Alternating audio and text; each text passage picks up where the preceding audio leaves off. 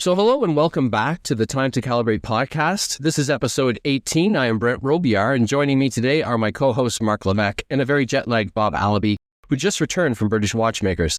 While I'm sure we'll get the lowdown on Bob's adventures real soon, I believe that he encountered a fan of the podcast over there.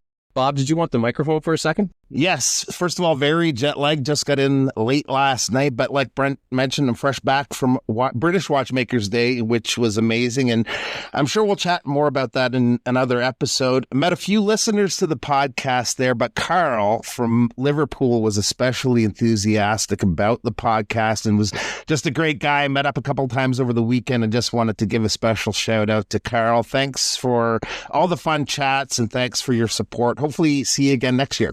That's fantastic. At least we have one listener. This is great news. So I can't wait, obviously, to hear more about your adventures, Bob. But we may have to actually make a special plan for that because today we have a guest with us in Alexandre Voirin. Welcome, Alexandre. No problem. With a storied career in watches, including a decade at Longines, Alexandre has played a pivotal role in shaping some of the brand's most beloved collections. His design contributions can be seen across a diverse range of Longines timepieces, from the elegant Dolce Vita, the Symphonette, and the Mini, to the technical prowess of the Conquest VHP and the Longines Spirit 2020. His deep appreciation for horological heritage is evident in his work on some of Longines' most notable historical reissues as well, including the Heritage Diver, the Heritage Militaire Marine Nationale, the Railroad, the Heritage 1945, and the Skin Diver watch, which happens to be a favorite of mine, as well as the Heritage Sector Dial and even the new Ultrachron. In fact, one of his most celebrated achievements came in 2017 with the GPHG for his work on the Longines Avigation BigEye. Now, with the launch of his own brand, Carlingue, Alexandre Voirin embarks upon a new chapter. So, welcome, Alexandre. And we'd like to start our podcast with a wrist check. So, why don't you share with the audience what you're wearing on your wrist today? Today I'm wearing a Carlingue military one, the green model, as you can see, 26 millimeter and the strap, canvas strap, sorry. Very nice. Looks very good. Looks fantastic. I was just looking at that on the website today, actually. So, Mark, what have you got on your wrist? I just took it off my wrist just to show you guys. It's the Hamden Burnham. It is a special watch made by a company associated with Marathon Watch, as the families are related. The owner of Marathon and the owner of Hamden are brothers. It came down through the family. They've owned multiple different companies over the years. And Hamden does this something special where they engrave their case backs with a removable plate, basically a medallion. So you can see there, our audience can't see it, but our guest and our co-host can see it. It is engraved with our podcast logo. And you can just take off the medallion, and then you've got the case back with a display of the movement with a sapphire glass. So you can engrave these and have it, your wedding anniversary, your kids' birthdays, if you graduation, congratulations, whatever. And you can have multiple of them and just swap them out anytime you want, which is really neat. So that's what I've got on my wrist. Nice. For me, I am wearing, and I have just a short little story from the show about, since we're speaking with a watch designer, that is appropriate, I think, but I'm wearing the Fior 555 GMT from Nomadic Watches. And while I was standing in line to get into the show, there must have been at least 250, 300 people in line. And I saw a person coming towards me from quite a ways away. And I wasn't sure, I didn't recognize him at all, but he kept coming and comes up to me and he compliments me on the watch, said, very nice. And he said, I guess I should like it. I'm the one that designed it. So he's one of the watch designers from Nomadic Watches. Had a nice little conversation with him, but I thought that was kind of cool. And I really enjoyed the watch so far since I've had it, but yeah. Well, I wish that I could say that on my wrist I was actually wearing the Skin Diver watch in honor of Alexandre, but I do have a Longines on this morning. It's the Legend Diver 39, actually. Okay. Yes, absolutely. Which is one of the favorites in my collection, actually. Big fan of Longines and have been for a long time. And you're probably the reason, even though I didn't know it at the time. So that's fantastic. So we're going to kick it over to Mark here, and he's gonna start with some questions today. Sure. So unlike many of our guests, Alexandre and I don't have a history together. In fact, we're very recent acquaintances. As some listeners may know, I host a daily comparison game on Instagram where I put two watches against each other. Either they resemble each other or have similar qualities.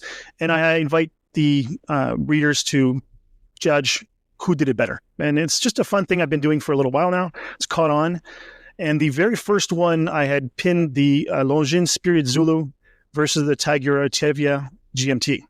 And that posts, I mean, after a day, you've got a bunch of votes and so forth, but people keep on voting on these things. And so far now, it has had over 11,000 views and nearly 80% were non-followers.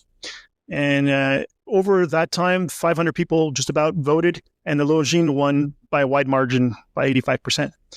However, that's not the coolest thing about that one post. Maybe a day or so after I posted it, or maybe the same day, I got a message from Alexandre answering my question, and I quote, "The Longines one, definitely, because I designed the Spirit collection," with a little winky face.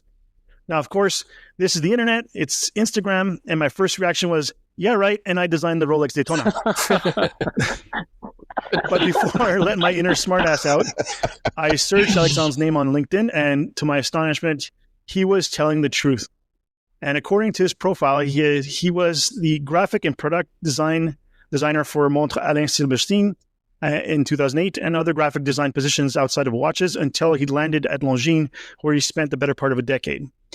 Alexandre, can you tell us how you started in graphic design, and was Alain Silberstein position your first job out of school?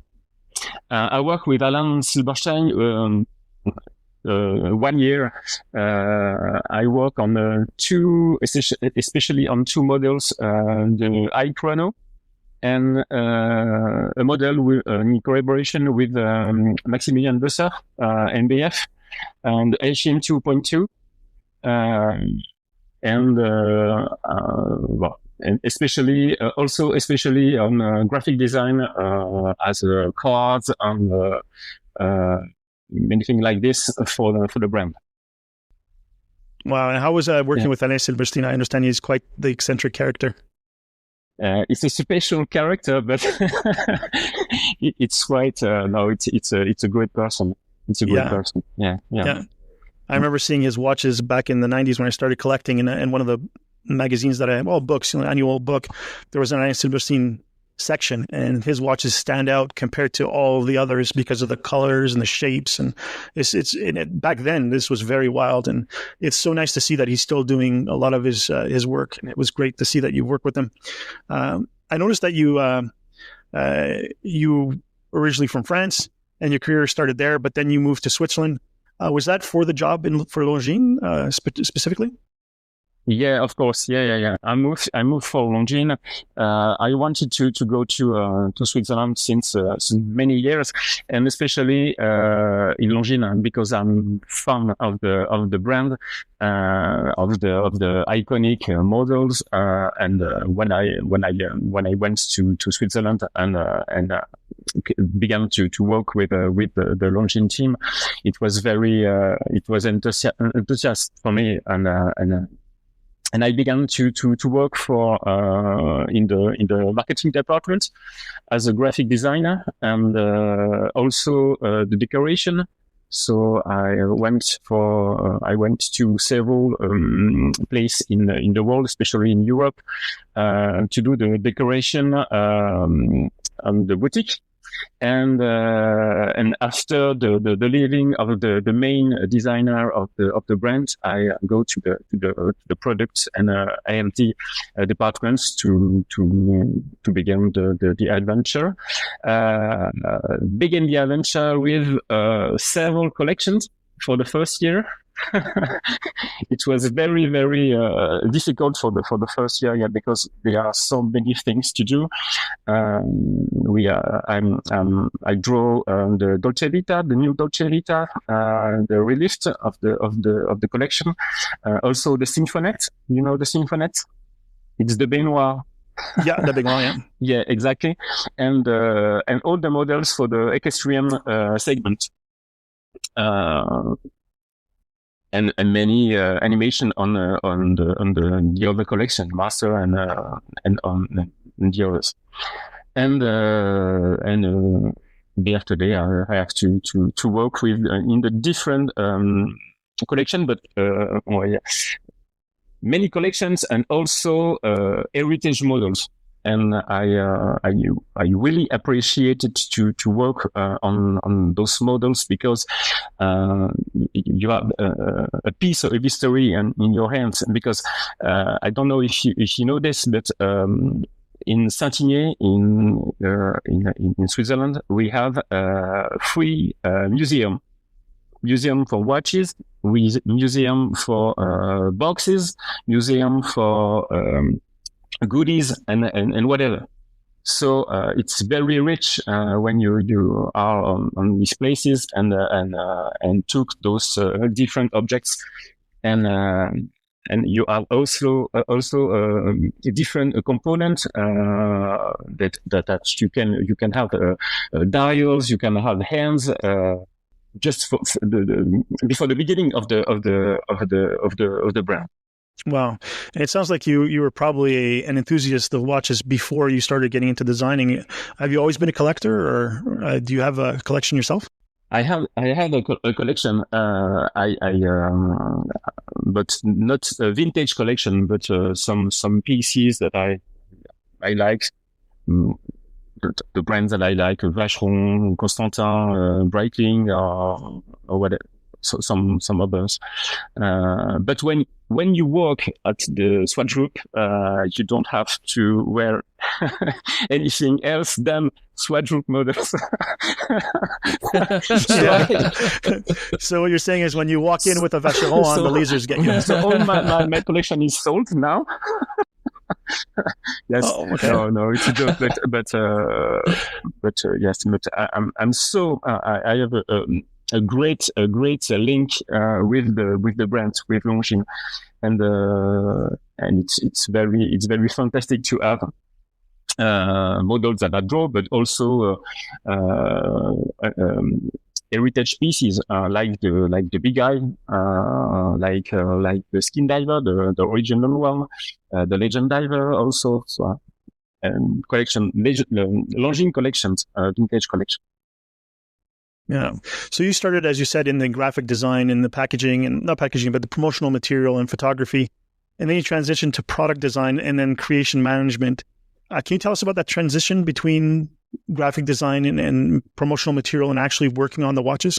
Yeah, because I worked the product and the product design when I was with Alain Silberstein, and I have a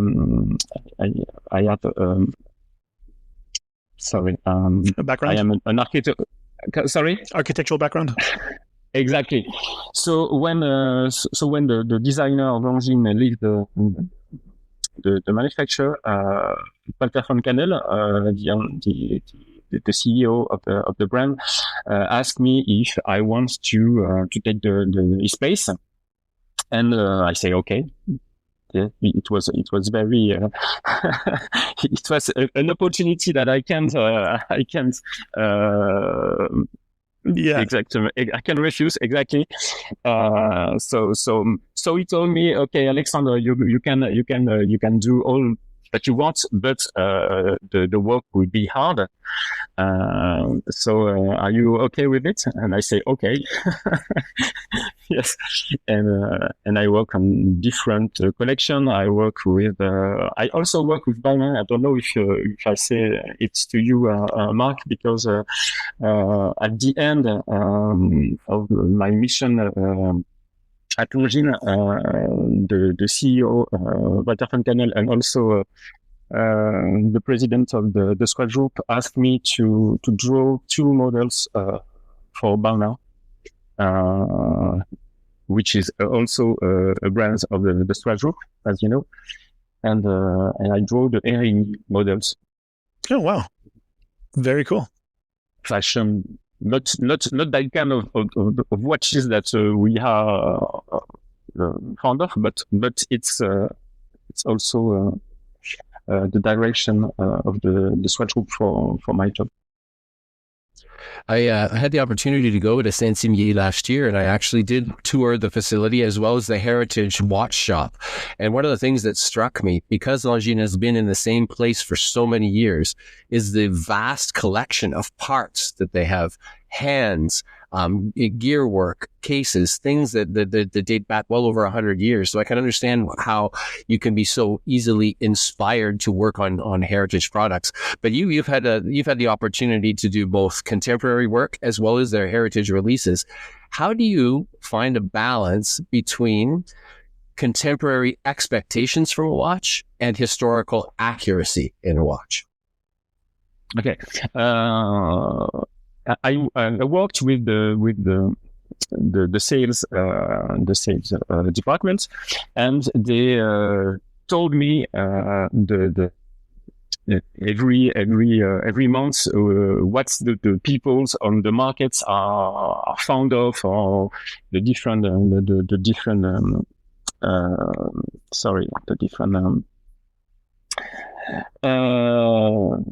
taste and that, the different taste, yes, and the trends. And I go to the museum and pick up some models who are in lines with the trends. I speak especially for the Longines Mini. I don't know if you know this model.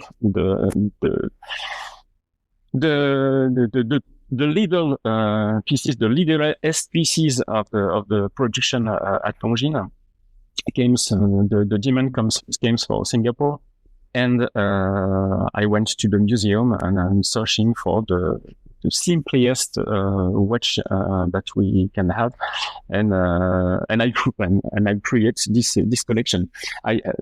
My way of working also with Kate Winslet, with the watch that I drew for her. When Kate Winslet came at Saint-Imier, we went to the museum, and we opened all the furniture, and she said, oh, "Okay, I like this dial. Oh, okay, I like these indexes. Oh, I like this hand." So, so I put everything, and I made a mix up. Of course, with the specification of that time, but yes, it was so huge to have all those materials at Longines at Saint-Imier. What a fantastic experience! Now, yeah. It was your work on the Avigation BigEye that won you the GPHG. When you were working on this watch, did you understand just how much it was going to resonate with enthusiasts? This experience was amazing. I'm always on the blogs and everything on the internet, and at this time I knew this piece, an heritage one. And on the internet, I say, wow, I never saw this Longines, never. So I have to ask Mr. Foncanel to know if we can buy it and re-edit it. And he said, no, Alexander, no, I don't want this. So I bought it for me. And I'm saying, I'm saying, okay. You don't want it. Okay. So I have to do something with this, because I don't know why, because I have a special taste with this. And I redraw this model. And 1 month later, we were at the Walter Foncanel office, and I say, okay, but here is the drawing. And what do you say now? Did you want it? You don't want it? And he said, okay, ready for 5 years. Okay. And we and we create it and we produce it, and it was the success that we are here, because it's I don't know if it's 1 or 2 ancient heritage model that you are also in the catalog now. And we work on the Italian series, with titanium cases, blue dial, and cognac leather straps, and now it's in the catalog too. If you have 2 models. Yeah, it's really nice. Beautiful watch, absolutely. Thank you. So I was going to ask you, sort of kind of answered my question that I was going to ask you, like with a watch release like the Avigation BigEye, for example, was that all you that went and said, hey, I want to make this and present it to the higher up people, or would they often or sometimes maybe bring you a watch and say, make this happen? Is that sort of how it works? Or usually the idea comes from Walter Foncanel on the direction of the watch group, who says, okay, for this year we want sports collection in Longines, we want a classic collection in Longines, so show me different projects and I would choose or it's the beginning can be also a special movement, a special caliber. I'm thinking about the VHP, compressive HP, and yes. But for the spirit, especially the demand came from the direction of the SWI group, who wants a sporty collection in Longines. And so I didn't want to do a sports collection like Conquest or Otavia Light or something like this, but I really want something different, where you can have the DNA of the aviation environment. So I work and then pick up different details of the ancient models, and I work on this model. Now I think this model is a little bit iconic about the design and also the functions, because you have the Zulu time and you have also the flyback now. Okay, so.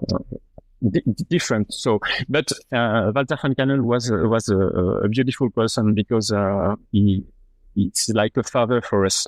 And yes, really. Yeah. And yeah. And when he saw that you want something and you believe in something, he said, "Okay, go on, and we will see." And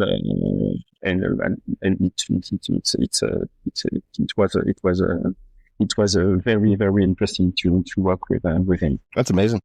Yeah, you don't expect that from a big Swatch Group brand to be that family oriented and let you fly on your own to design things. That's very cool.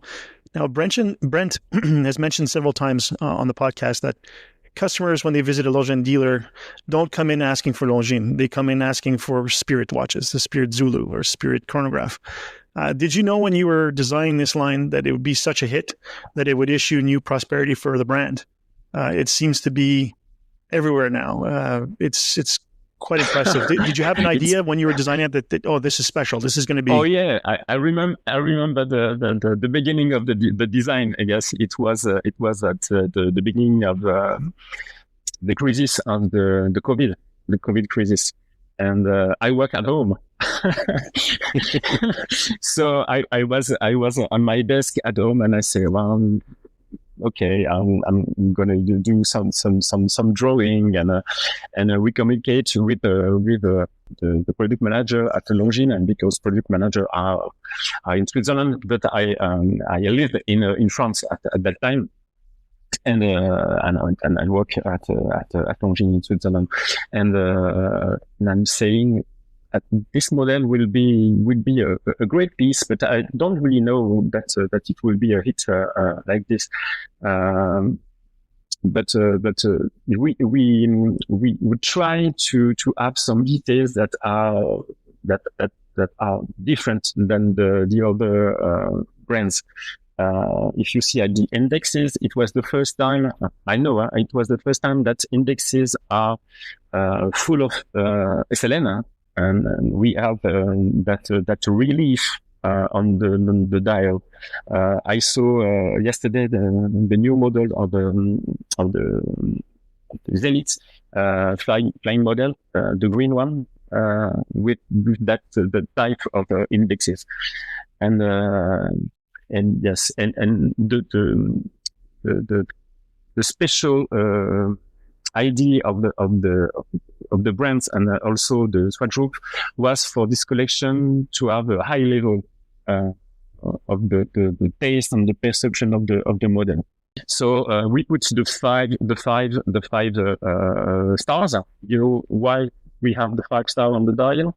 Yeah, it's for precision. It was something with the Admiral watches way back. Exactly. They had won a specific chronometry testing, and it was an award level kind of thing. Yeah, at that time in the 80s, that those 5 star were put it on the dials only for the high end movement.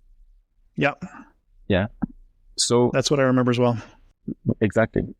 With the silicium balance, with the COSC and everything, the direction of the Swatch Group and Longines said, okay, we want to put those 5 stars on the dial. Yeah, a lot of people on Instagram, everywhere else, forums, a lot of people don't like the stars, and they'll say, "Oh, why do you have to have the stars there?" And every time I see one of those posts, I comment, I say, "Look at the history of Longines. Go find out why those stars are on there, and then you'll appreciate the stars on the dials on the Spirit line." It's important. The history matters. Exactly. I think too that people don't understand. This is not just a single applique. Each one of those stars is applied individually, and you can't tell. They're so perfectly done. So it's also just it shows a level of mastery in and of itself. It's really, really nice. There were indexes because on the other sides of the stars we have a square. I don't know to say in English. The foot of the foot, exactly. Le pied, yeah. The foot of the star is square, and we have to put in a square hole. So you can index the stars correctly. You know, it's the same. It's the same for the Arabic indexes, also. I've had about 4 coffees today, so I don't think I would have a very steady hand to do that. That's for sure. So at the British Watchmakers Day event, I spoke with a couple of brands regarding design and how far ahead they are on design versus the actual watch coming out. One brand said in particular, their releases are designed 3 to 4 years ahead of time. So there's sort of that delay from design until they're released. I wonder if that is typical of a brand to have designs ready that far in advance, especially bigger brands like maybe Longines. The first year when I went to the product department, I draw and I realized 6 models in 6 months. Wow. Yeah. Donc 6 months. It's very, very, very short. Yeah. Usually you said 1 year. Yeah, minimum 1 year. Yeah. But at that time, yes, Miss Hayek wanted to show some models who are in line with the equestrian world, and yes, so it was very, very huge, and but so enthusiastic, but very huge, yeah. But usually you said 1 year for development. Okay. Yeah. Now I think I know the answer to this question, as it'd be like choosing your children. Which one's your favorite? So which of your Longines designs is your favorite so far that you've done? My Longines.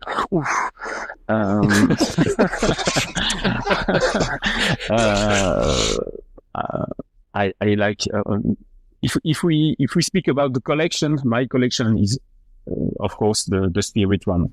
The Record one was also because I think it's so simple and with the Calatrava and I like this too. The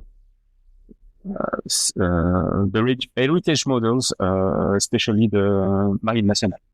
or the half watches, because we have the storytelling with this watch. A British person had a watch and show Longines this watch and said, "Oh, okay, it's my grandfather watch, and I have the watch, I have his clothes, I have his letters, I have everything. So what can we do with this?" And said, "Okay, we have to make a reedition, sorry, and the storytelling about this, and it would be also a success." That's very cool. Now, when we're talking about historical watches at Longines, again, large catalog, big museum, and all that stuff, is there a specific watch that they had made before in their heritage collections that you would have loved to have had the opportunity to remake, but haven't gotten a chance? I wanted to work on the Lindbergh's one. Oh yes, yeah, because I work on the hour angle. Yeah, yes. Yeah, on the anniversary pieces, the titanium one. That's why that was my creation too. But it was just case, just different colors, just yeah. But work deeply in this model will be so great for me. Yeah. About the history of the piece. When I wrote that question out, I was silently thinking, I hope he talks about the hour angle. When I was a young man, there was a small store at the train station in Montreal that sold Longines. It was this tiny little shop underneath the staircase. I mean, it was just barely a counter, but they had a Longines hour angle in the display. And I remember walking by it and saying, "That's a really cool looking watch. I can't read it. It's very complicated. Looks busy." But there's got to be a story there. And I was really hoping you'd bring it up. I'm so happy. Thank you. So after working with established brands like Longines for so many years, what would inspire you to start Carlingue? And what are your core philosophies for the brand? Yes, when I work for Longines, and especially on the heritage models, I say, whoa, that's my way, you know. That's my way, that's my style. This is like, this is here that I want to be, that I don't want to go. And when Longines and I won the GPHG for the revival model on the BigEye, I said, I really want to make something with it, and so I work on the project, and I'm saying, okay, I like military models. I like the 30s to the 60s models. So I have to do something with this, and that's why I leave the Shoutout, and I really want to have a brand to show something more, because when you work also with the general brand like Longines or whatever, you have also to be color between the lines, right? You have to work within their space. Exactly. En français, on dit rester dans les codes. Stay with the codes, you know. So voilà. So I really want to have my soul in the model. So the need for me is to create this brand and to show a name who can take those three domain. You have the military, you have the aviation, and you have also the dialogue. Okay. And I worked in the same way that I worked when I wear the Longines group. So obviously, you just touched on this a little bit in your last answer, but there are certain constraints that you have to work underneath when you're working with a brand like Longines. But I also would imagine that there's a little bit of safety in that. You aren't the sole person in charge. The buck doesn't necessarily stop with you. What is the difference? What are the main differences in being in control yourself? The difference, there are so many differences. Yeah, the difference is it's that I am, and the difference is that I work on models that I choose and that I think on the DNA that I want. I associated immediately the brand to the old school tattoo environments, because I knew at that time that in the beginning of the 30s,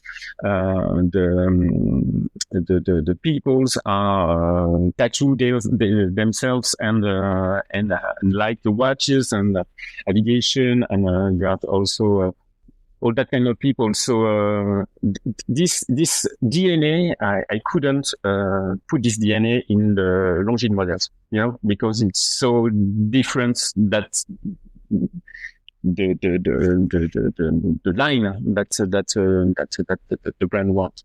You can kind of cross the line with your own designs and follow wherever you're thinking, right? You follow your design ethos and you follow it to the end. You don't bump up against anything. So yeah, creative control. So when you're designing a watch for a bigger brand versus designing for your own, which is scarier? Having a boss that's going to be like, no, this isn't it, or having yourself to be the judge of the work? It's very difficult to when you work on your own, because I know all the markets of the markets. Especially the markets that are found of Longines on the heritage model of Longines. So I know that my collections work in Canada, in the USA, or in Italy, and UK. I work as I work at Longines. So I'm saying, okay, this model, but my best, what I really want is to have models that are focused on the ancient models, the heritage models, about the thickness, about the identity, about the materials that are used, the canvas, the cordura, all those things. And it's quite different, because when you create something, you imagine that it will be okay, but maybe a piece don't resonate. So it will be the case when I was at Longines, because some collections don't choose their auditoire, as we say in France. Yeah. So how did your experience at Longines help you with creating your own brand? Have you been able to use the contacts you've made over those years, or has it hampered your efforts since you're well known in the industry? No, the contacts that I had really helped me, because for Carlingue especially,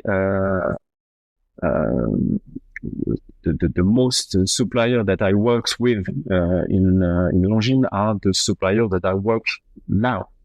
The cases or the hands or everything like this, and I have quite the same suppliers. Yeah, they must, obviously, since you've had success with Longines, they must believe in your vision, as opposed to being, if I called the suppliers in Switzerland and said, I want to make this pilot watch and I want to use these hands, they're like, who are you? Yes. How do we know you're going to be successful? Whereas they know, you're a known entity. So that's got to be pretty helpful, I would think. At the beginning of the Carlingue story, I wouldn't say to my supplier that I was behind the brand, So, I said to my supplier in Switzerland, don't say to the supplier, the other supplier, that I am behind this. And I was so focused on the models on the details, on everything like this. When you say, okay, it's okay for you. No, it's not okay because this is not quite angle or something like this. And after 1 or 2 weeks, they said, no, who is behind this brand? Because nobody is so focused on the details. And my supplier in Switzerland said, okay, it's Alexandre Voirin, the designer of Longines. He said, okay, I know now. Now I know.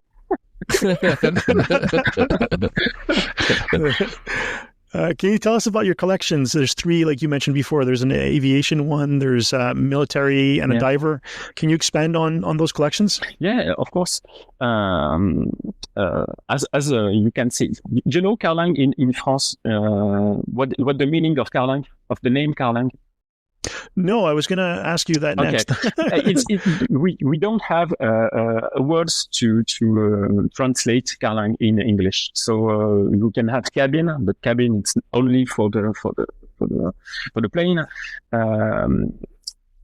If I have to be very light, I would say that Carlingue is the skeleton of a plane, is the skeleton of a boat, a skeleton of a car, of whatever.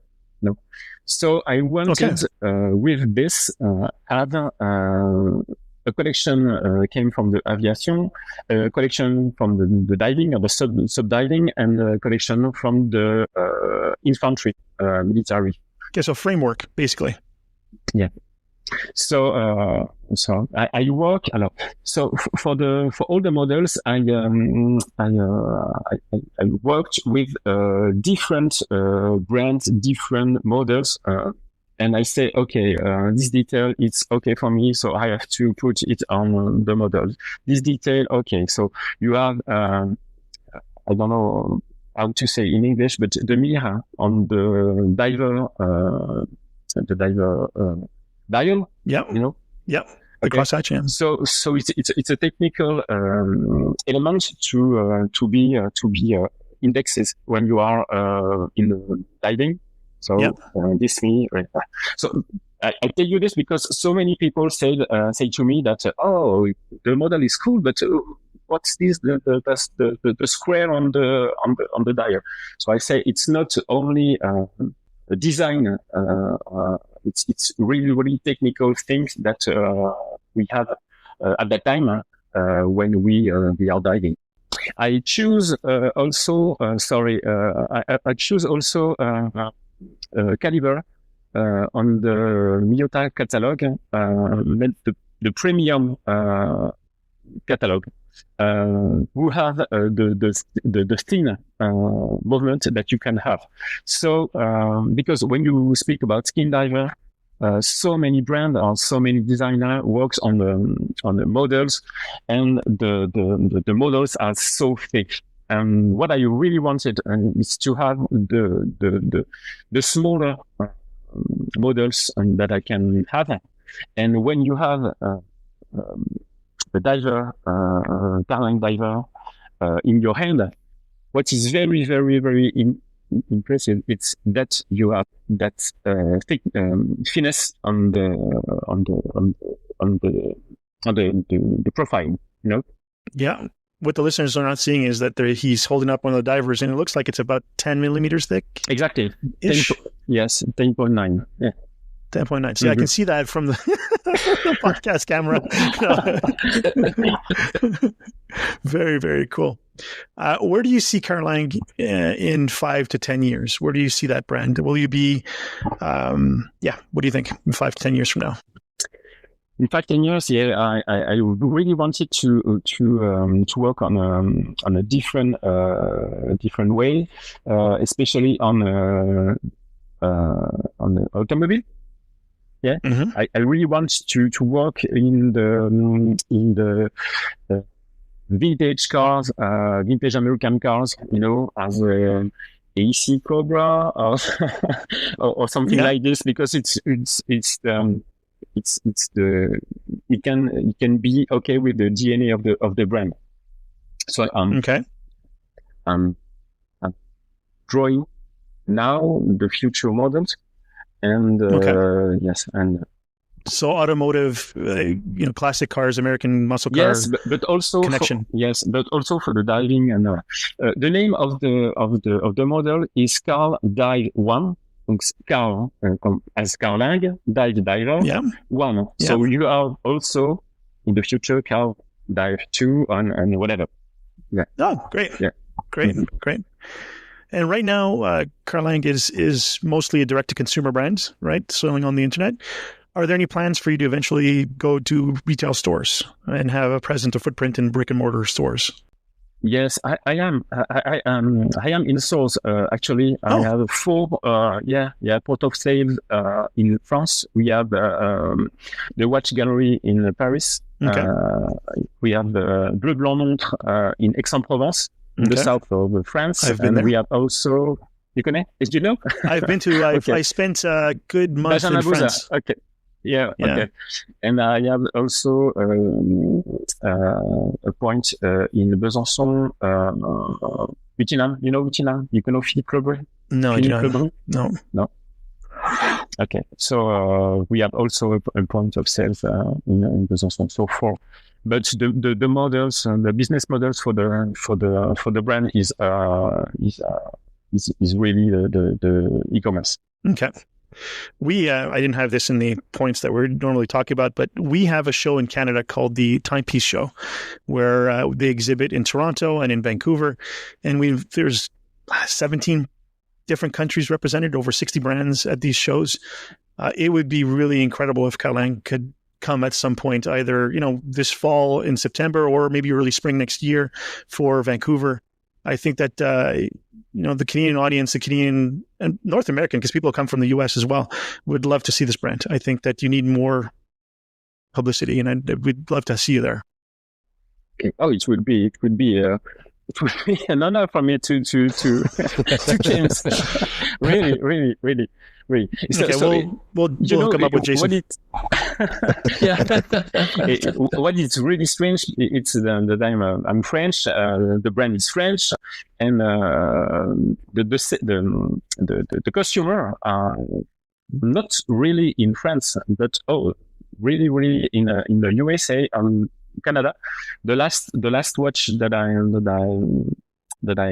I sell, it was at Atlanta. No, there we go. Atlanta, Italy, it's Boston. Yeah. So yeah. Well, you can see from your website. You mentioned the tattoos earlier. That sort of 1930s and 1940s style that is reminiscence. I think that we call that here in Canada anyway, Americana, the style. Mm-hmm. And so you can see why it would resonate with American consumers as well. That sort of that tattooed look. I think you used the word badass on your website a few times. In fact, and so it has that sort of appealing to a counterculture kind of movement. So I can understand that entirely. Yes, because I think you can be different with what you wear or what you have, and it will be an extension of your soul. So Carlingue, it is on that way, and the old school tattoo goes on the DNA about the history and everything. So now in Besançon, we have the tattoo convention, and I'm working with 4 brand artists, worldwide artists, who have created 4 drawing, and I'm going to make special models with their drawings, special brands, special straps, and special boxes also. Oh, that's cool. Wow. Yeah. That sounds interesting. Yeah, very, very cool. Well, Alexandre, I feel like we have hounded you enough here this morning. We're very conscious of your time, and we're really happy that you were so generous with it this morning. All three of us were actually fans of your work before we even knew that it was your work. And we wish you the greatest success with Carlingue and all of your endeavors moving forward. I think that we're already looking forward to this idea of a motor car, a motor sports inspired watch. So thank you so much for having joined us here this morning. Thank you very much for that time. Merci. Merci beaucoup. Thank you. Merci, Alexandre. Merci. See you. Bye. Time to Calibrate is available anywhere you find good podcasts. If you enjoyed what you heard today, please do hit like and subscribe. We'd also love to hear you in the comments section. Until next time, thanks for listening.